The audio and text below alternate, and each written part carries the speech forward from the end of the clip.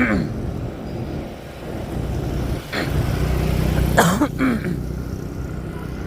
guys, hindi ko alam kung naririnig nyo ako, no?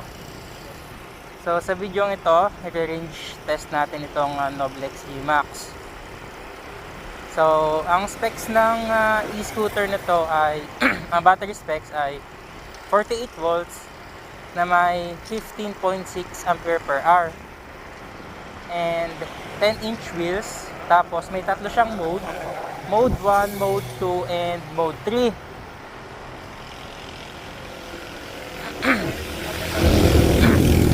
Nakalagay din sa specs na 50 kilometers per full charge ang max range niya.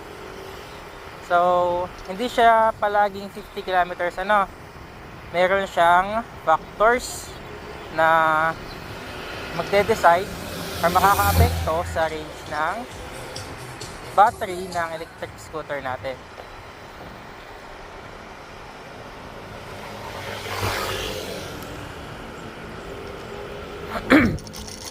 So, yung unang factor ay yung rider weight.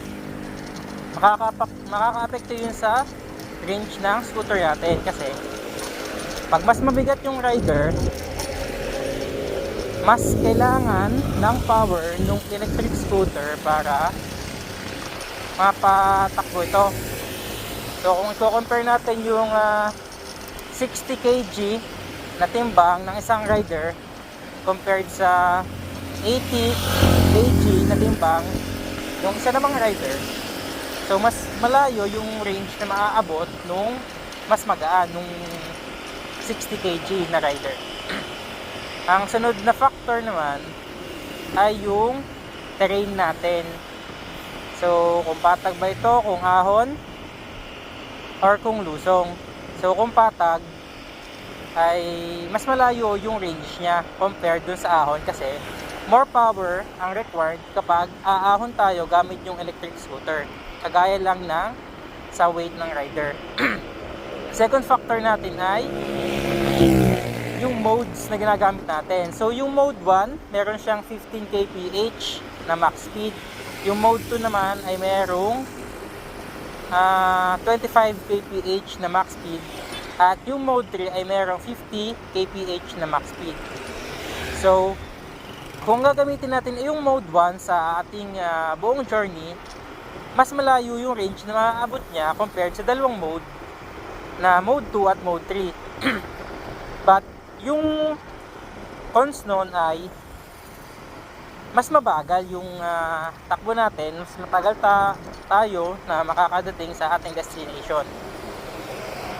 Pero kung i-compare naman natin yung mode 2 sa mode 3, ay mas malayo pa din yung mode 2 compared sa mode 3. So, yun yung isa pang factor ay yung ating pag-ride or kung paano natin i-ride yung scooter, kung mabilis man to or mabagal. So, ang isa pa nating factor ay yung wind direction. So, makaka-apekto yung wind direction natin sa range natin. Kasi kung malakas yung hangin at salubong natin, so mag-require pa din siya ng more power para mas ma-accelerate or mas ma-maintain ng e-scooter yung speed natin. So yun yung mga factor na maaaring maka-apekto sa range ng ating electric scooter. So guys, yun lang yung mga factors na makaka-apekto sa range. So i-range test natin siya ngayon. And Lord, gabayan nyo ako and make me safe sa aking journey or sa aking ride na ito.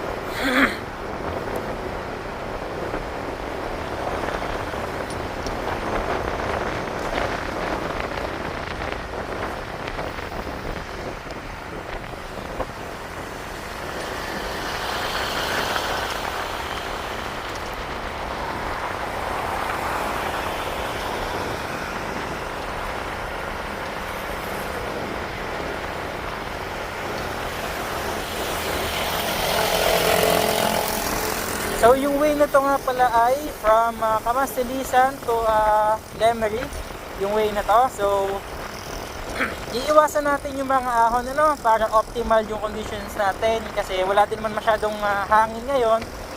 So maaring mas malayo yung range na maaabot natin. So ang scooter na to nga pala nung umalis tayo ay nasa 100%. So fully charged siya no. Kinarge ko siya kagabi. So papaabutin lang natin siya hanggang 10%. Kasi guys, masama na masyadong i-drain natin yung battery ng scooter natin ano. So kung maaari kapag below 30% na ay i-charge natin yung electric scooter natin para mas magtagal yung battery life or mas ma-maintain natin yung battery health ng ating electric scooter. And kaya pala guys, sa pag-ride ng e-scooter na may mga gantong kataas na max speed, ano, 50 kph, ay nire-require ko na magsuot tayo ng full face helmet. So naka full face helmet tayo ngayon.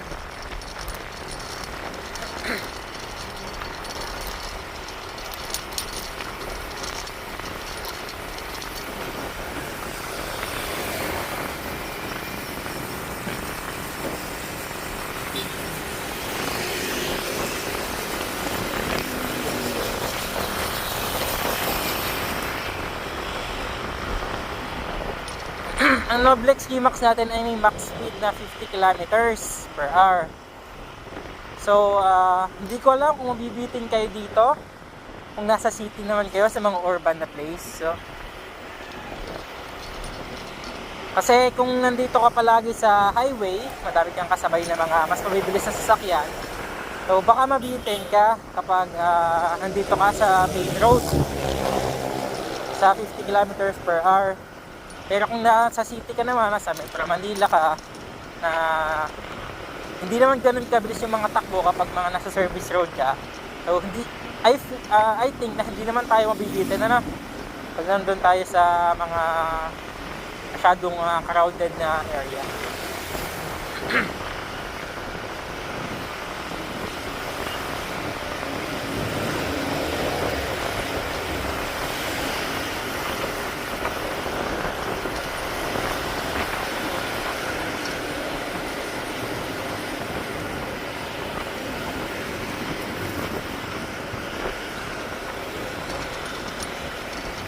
So mamaya bago pumunta sa Lemery kasi may medyo paahon dun eh. So babalik tayo ano para hindi tayo umahon, para hindi masyadong maka-affect sa range ng battery natin. And guys, kung nabibitin naman kayo sa range, kunyari ang battery natin ay may 15 Ah, pwede naman natin siya i-upgrade or pwede tayo magpalagay ng battery extension. So may mga shop naman dyan na nag-offer ng ganong service ano, upgrade ng battery for more range or magdagdag tayo ng isa pang battery or battery extension for extended range, you know.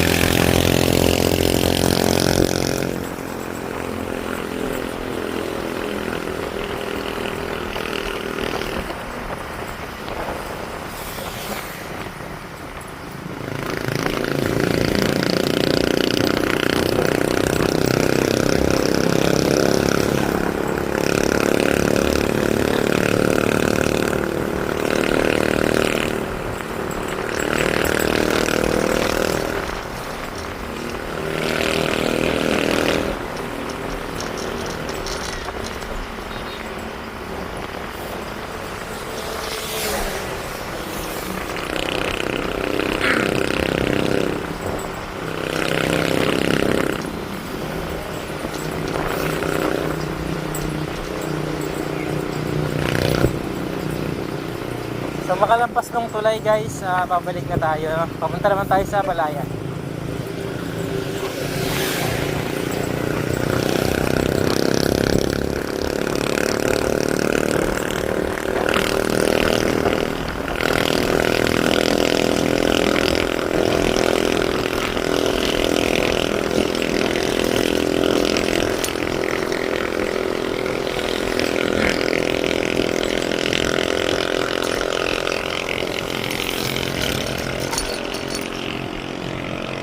to, Steel Asia yan.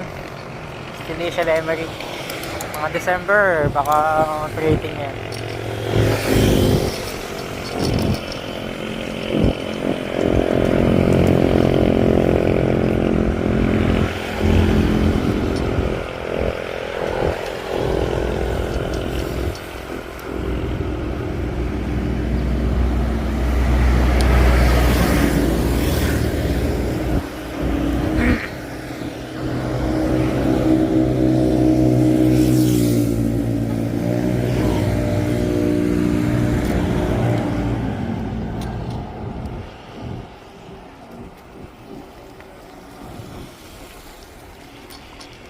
So check ko lang guys yung video kung maayos pa ba yung pwesto ng cellphone natin.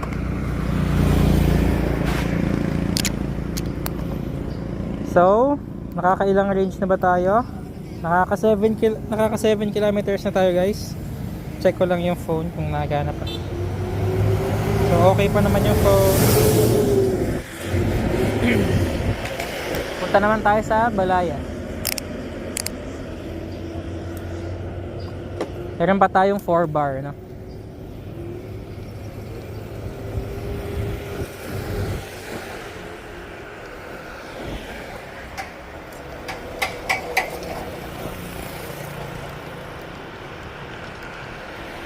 So guys, yung voltage nga pala na naka-display sa screen natin, pwede nyo siyang gamitin kung ilang percent na yung battery natin, ano? So 54.3 to 54.1, I think 100% yon. And yung low bat natin or yung less than 20% or 15%, tingin ko ay nasa 44 volts yon. So pwede natin siyang gamitin as battery percentage, yung mga mas accurate compared dun sa bar na yan.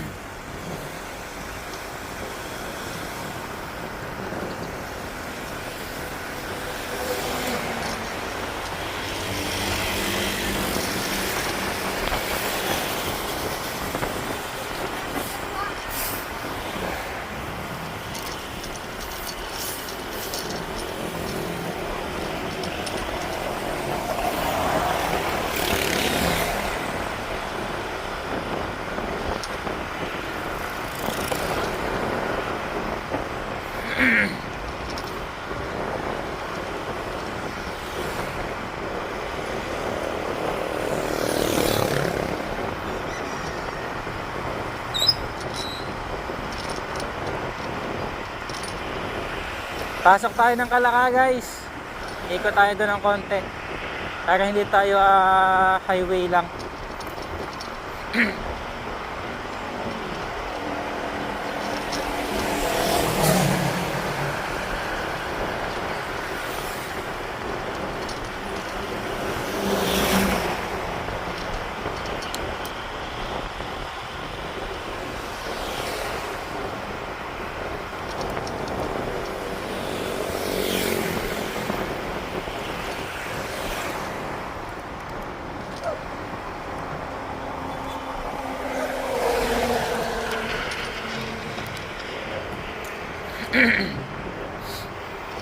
Pangit nung side mirror natin na galaw siya.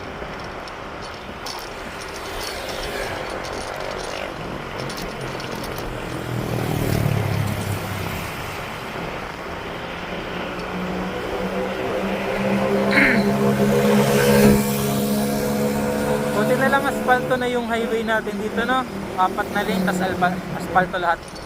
Although meron namang hindi pa, pero wish natin na as soon as possible ay maging asfalto na to.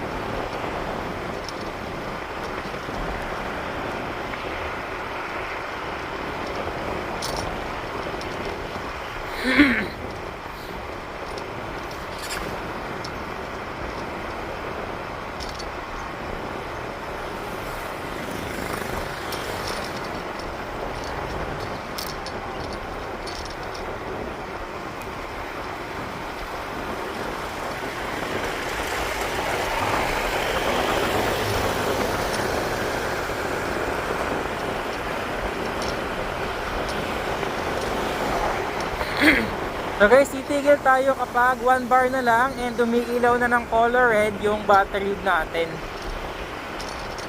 So, ito, katulad nito guys, semento.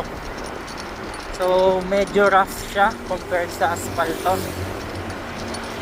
Baka ma-apekto sa video quality natin, ano? Kasi masyado siyang maalog. So, wala namang nasa likod natin, try natin sa asfalto. Balik na lang tayo sa right side kapag meron ng fast vehicles dito. Balik na tayo.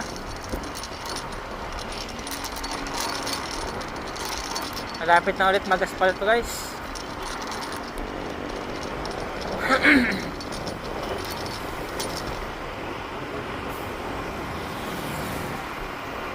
So guys, kung tatanungin nyo kung saan ko to nabili ko to sa Jim E-Scoot sa Makati, ano. Hindi ko sure kung naka-promo pa sila, pero search nyo na lang sa Facebook, baka abot pa kayo sa promo. Laki ng mura nito, no, compare dun sa SRP nila. Nakuha ko nga pala to ay last January 24. So nag pre-order ako, nag full payment ako nung December 21. So worth the wait naman guys. Binigyan din ako ng free helmet, ano.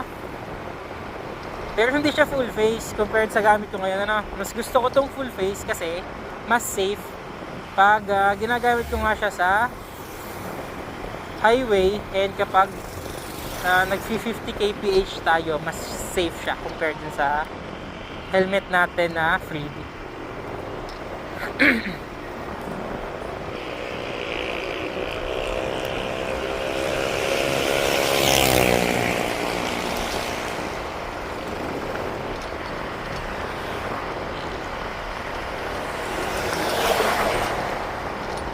Buti wala masyadong hangin yun. Nung last ride ko, lakas ng hangin. Naka 50% ako, 18 na kilometers pa lang yun. 50% agad yung nabawas.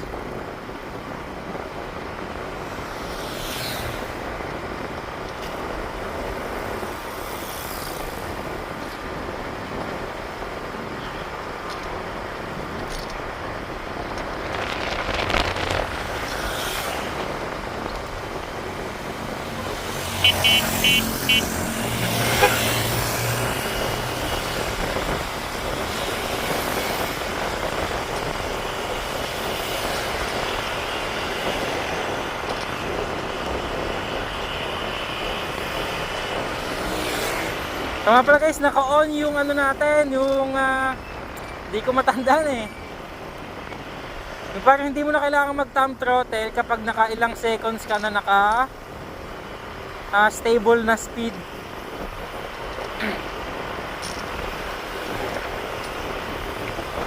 Yun, cruise control ang tawag doon guys, cruise control.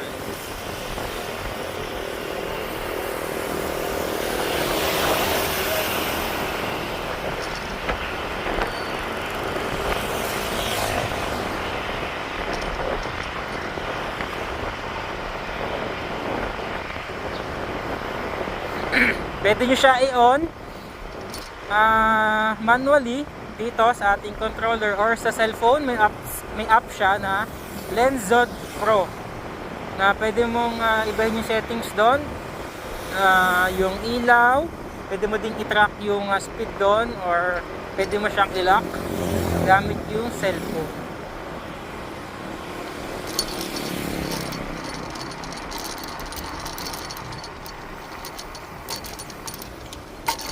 So guys, nandito na tayo sa bayan ng Kalaka.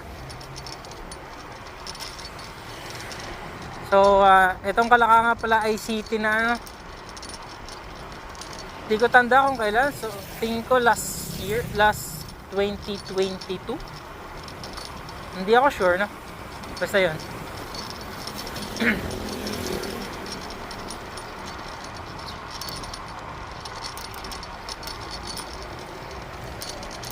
So meron na lang tayong 3 bars guys, 3 bars.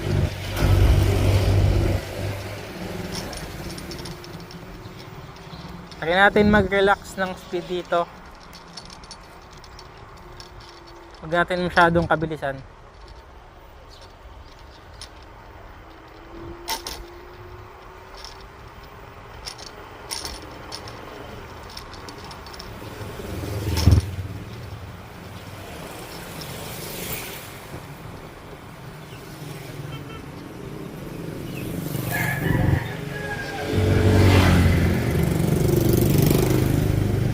So guys, be responsible nga din pala sa kalsada, no?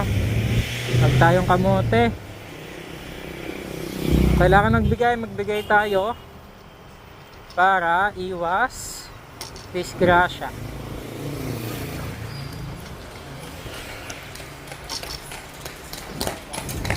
Doon tayo kakaliwa, no? Sa sunod na kanto bago magsimba. So kakatapos lang ata ng misa, daming tao.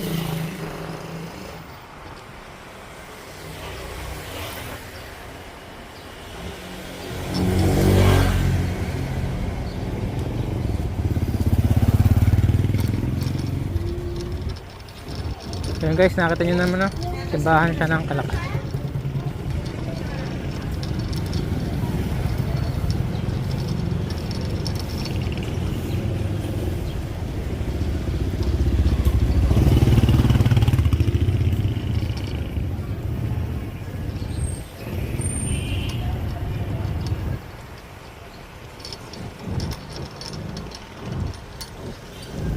Hindi ko sure kung nakakailang range na tayo, check natin. So naka 14 kilometers na tayo, no?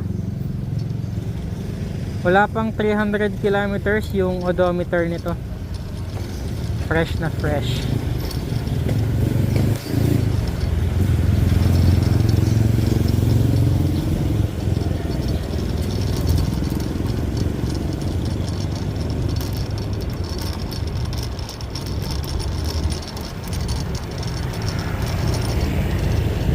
Sana hindi malag yung video natin, medyo lubak dito eh.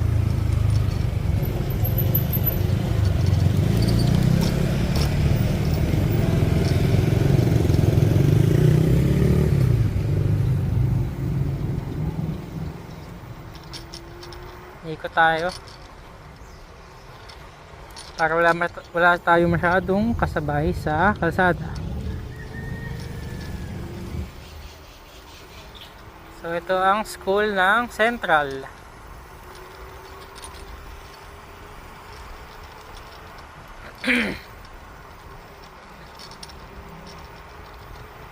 Meron dyang oval, no? Doon tayo nagja-jogging minsan.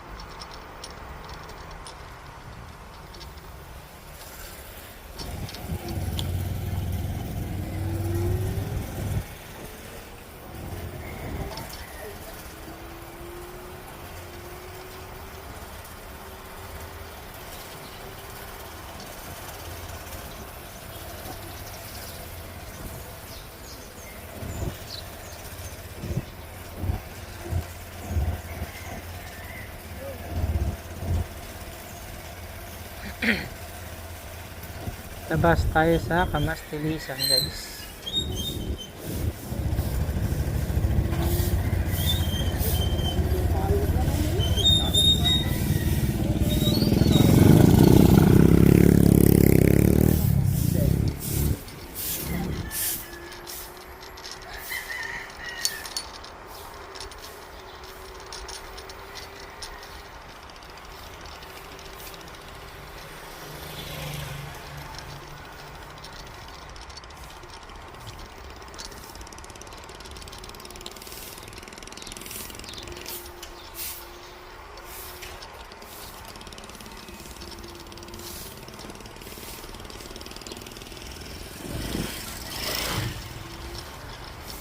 Lilinis sila, guys.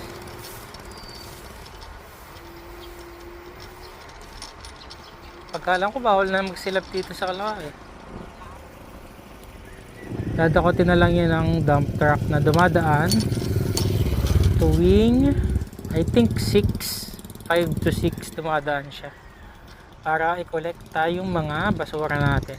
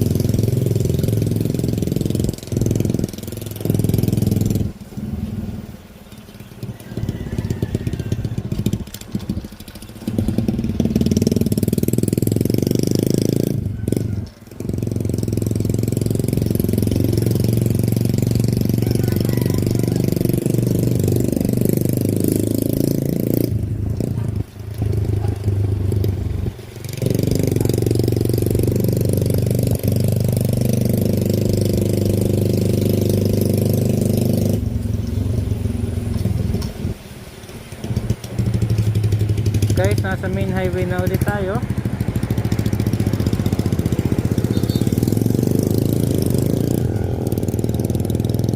Before tayo lumabas sa main highway, check lang muna ulit natin yung check ko muna ulit yung cellphone kung okay pa ba yung recording.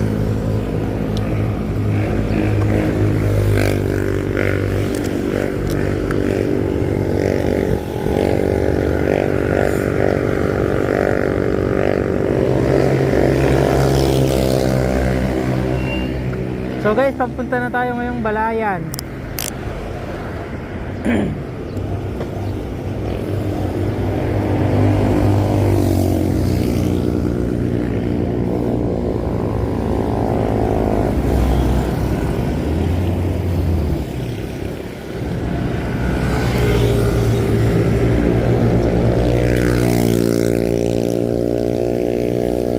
So currently meron pa tayong 3 bars. So mga nasa I think nasa 50% pa to, 50 plus percent. So malayo pa, kaya nitong ubutin guys. Ikot tayo sa Balayan kung kakayanin. Huwag naman sana tayong abutin ng lobat sa kalsada kasi mamamasahe pa tayo doon, hassle yun, gagastos tayo. Hindi ko nga to para hindi gumastos sa pamasahe kapag around dito lang. So in the future guys, bala ko nga pala mag-upgrade ng battery natin to 30Ah kung kaya ng storage ng battery, no? Kung kasya yung ganong kalaking battery. Kung hindi naman, magdagdag na lang tayo ng battery for extended range.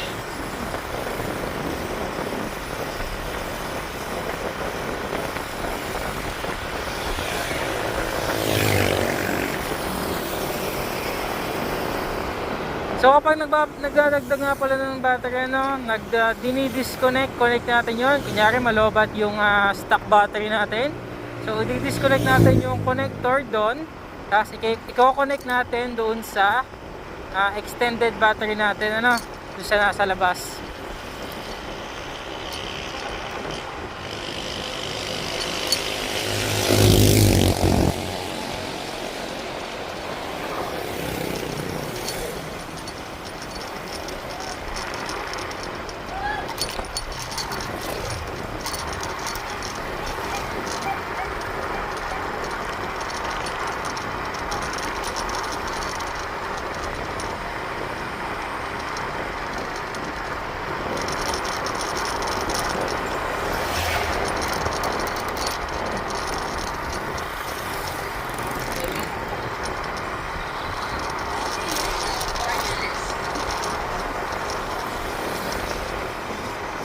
So I'm not sure guys, pero I think ito yung pinakaunang electric scooter na may 50 kph dito sa Calaca, Batangas, ano? Medyo pinagtitinginan kasi siya. I think bago to dito. So yun lang. Nakakatuwa lang na may mga tao na natutuwa or napapangiti kapag nakikita nila itong electric scooter. So guys, kung gusto nyo malaman yung promo price nito, check nyo na lang sa page ng Jim E-Scoot and E-Bike. I don't know kung abot pa kayo sa promo ha. Mag-inquire na lang kayo doon.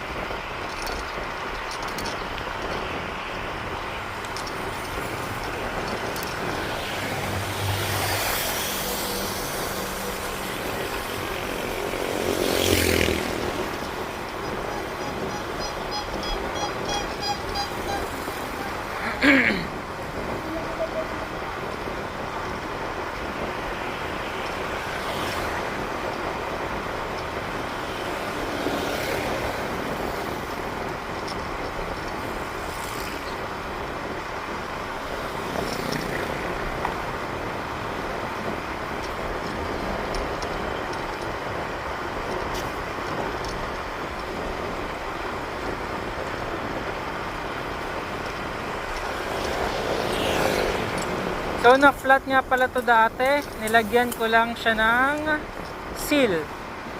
So naka-tubeless tire na to guys, wala siyang inner tube.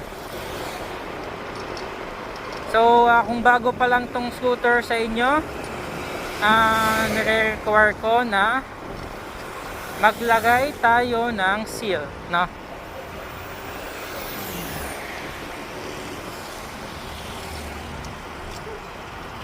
So may checkpoint guys.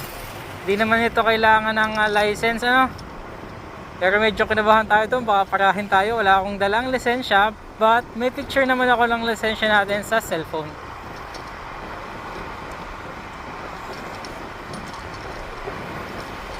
Kaya kita nyo naman guys, ano, medyo napahabol lang tingin si sir sa ating electric scooter.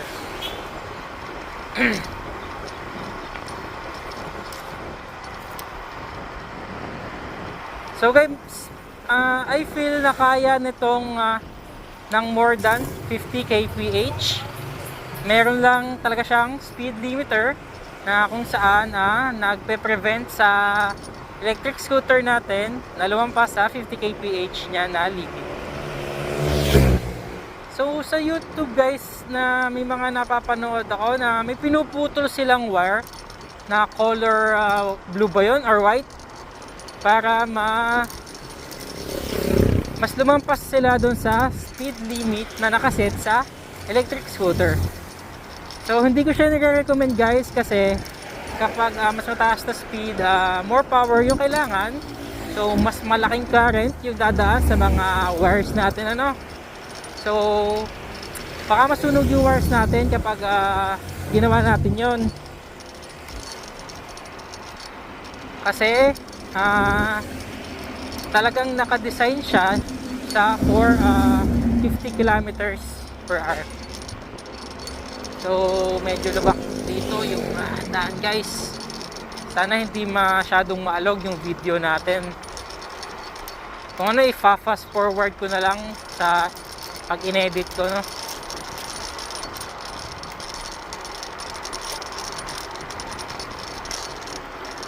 So guys, currently may tayo, 2 bar na lang. So last 2 bars tayo, and pag nag 1 bar and umilaw yung bar ng color red, so meaning nun ay low bat na siya.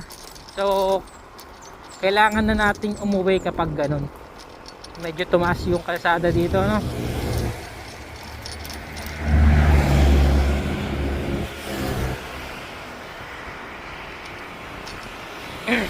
So nakakailang kilometers na ba tayo guys? Check natin.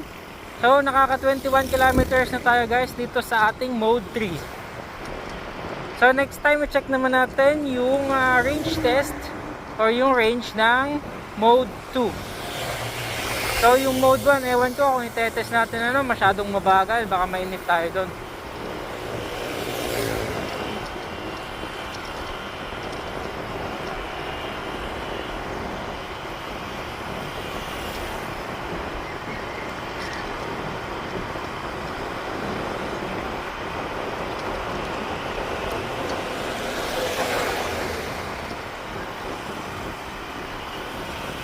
So bala ko nga din pala siyang lagyan ng steering damper, no, para hindi siya masyadong malog.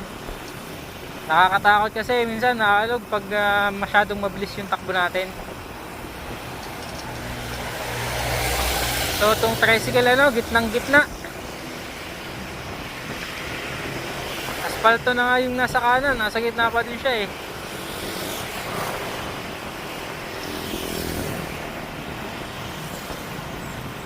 So guys, yung mga slow moving vehicles like a tricycle or yung ibang mga motor,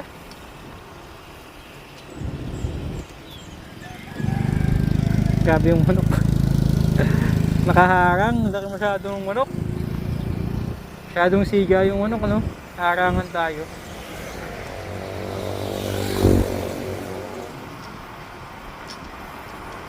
So kita nyo naman guys, ano, yung mga nakakita natin, napapatingin sila ng konti sa scooter natin. Sa Taguig, sa Manila, madaming ganito, iba't ibang klase.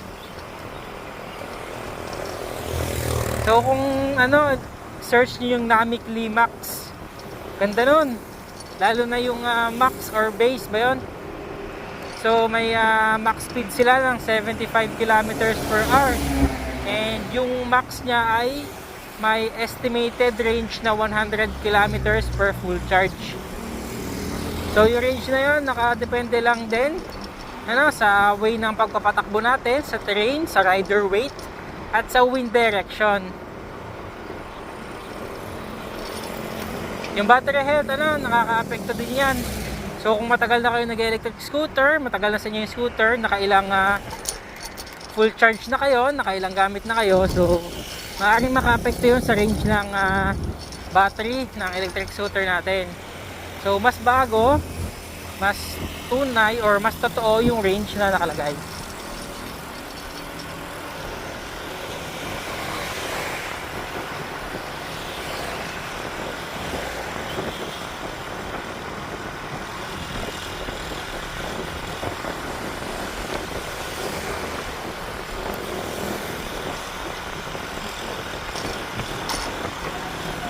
So I think natin bumalik, ano, pagdating natin dun sa may Shell, tingin ka balik na tayo.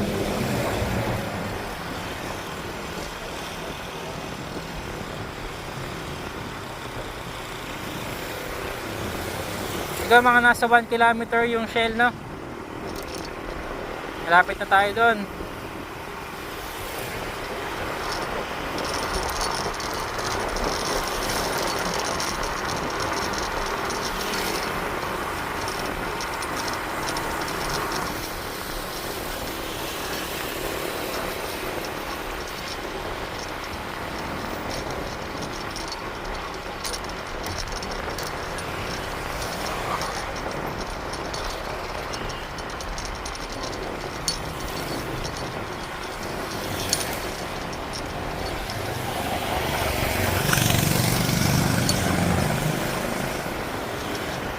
So guys, ano, daming nagtutupad. Paldo na naman to guys. Paldo, dami na namang paldo. Ha? Dami nila, oh. Sana all. May 5K. So sa tupad guys, sa alam ko, ano, 10 days. Kailangan nyo mag-walis 10 days. For 3 hours, 4 hours, ganun. May attendance din yan, so bawal kayo umabsent.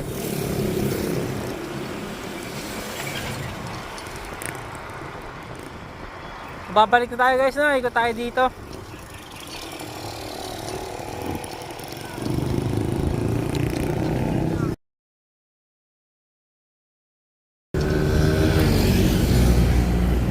So guys, lobat tayo, hindi tayo nakaabot sa bahay.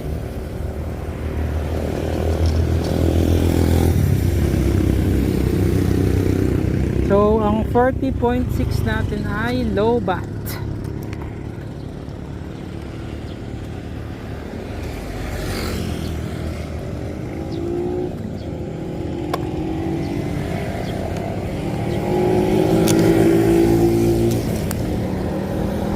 So guys, check natin.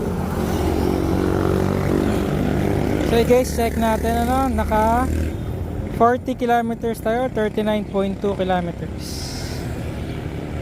So lobat na siya no guys.